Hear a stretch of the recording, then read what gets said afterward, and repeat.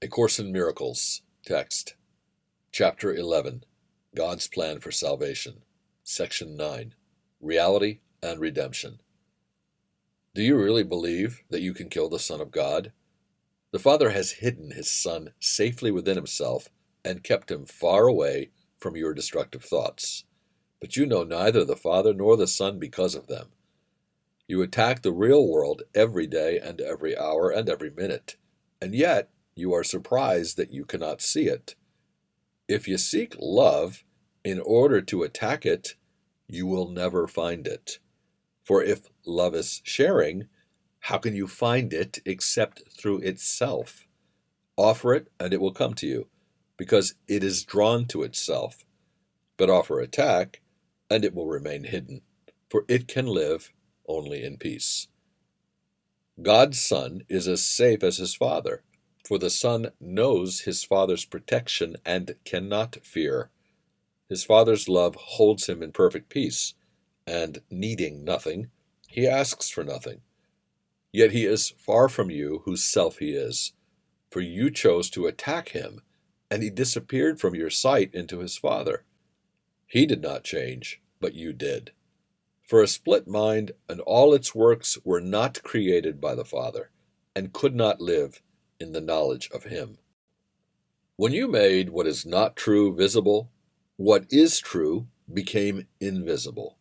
Yet it cannot be invisible in itself, for the Holy Spirit sees it with perfect clarity. It is invisible to you because you are looking at something else.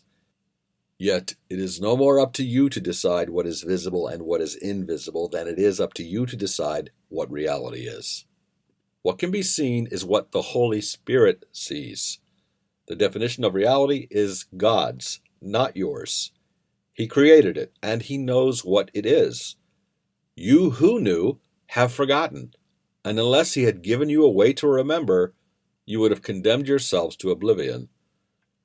Because of your Father's love, you can never forget him, for no one can forget what God himself placed in his memory. You can deny it, but you cannot lose it. A voice will answer every question you ask, and a vision will correct the perception of everything you see.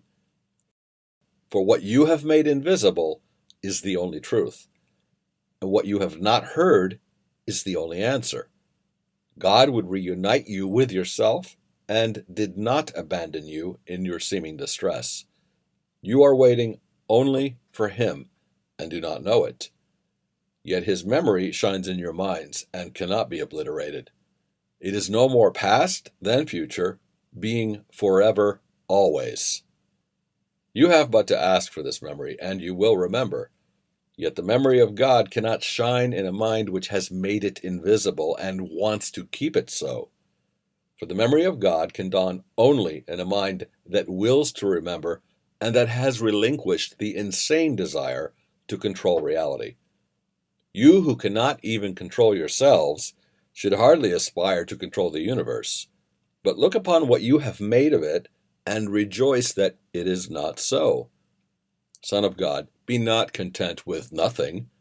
What is not real cannot be seen and has no value. God could not offer his Son what has no value, nor could his Son receive it. You were redeemed the instant you thought you had deserted him. Everything you made has never been, and is invisible because the Holy Spirit does not see it. Yet what he does see is yours to behold, and through his vision, your perception is healed. You have made the invisible the only truth that this world holds. Valuing nothing, you have sought nothing and found nothing. By making nothing real to you, you have seen it, but it is not there. And Christ is invisible to you because of what you have made visible to yourselves. Yet it does not matter how much distance you have tried to interpose between your awareness and truth. God's Son can be seen because his vision is shared. The Holy Spirit looks upon him and sees nothing else in you. What is invisible to you is perfect in his sight and encompasses all of it. He has remembered you because he forgot not the Father. You looked upon the unreal and found despair. Yet by seeking the unreal, what else could you find? The unreal world is a thing of despair, for it can never be. And you who share God's being with Him could never be content without reality. What God did not give you has no power over you, and the attraction of love for love remains irresistible. For it is the function of love to unite all things unto itself, and to hold all things together by extending its wholeness. The real world was given you by God in loving exchange for the world you made and which you see. But take it from the hand of Christ and look upon it. Its reality will make everything else invisible, for beholding it is total perception. And as you look upon it, you will remember that it was always so. Nothingness will become invisible, for you will at last have seen truly. Redeemed perception is easily translated into knowledge, for only perception is capable of error, and perception has never been. Being corrected, it gives place to knowledge, which is forever the only reality. The atonement is but the way back to what was never lost. Your Father could not cease to love His Son.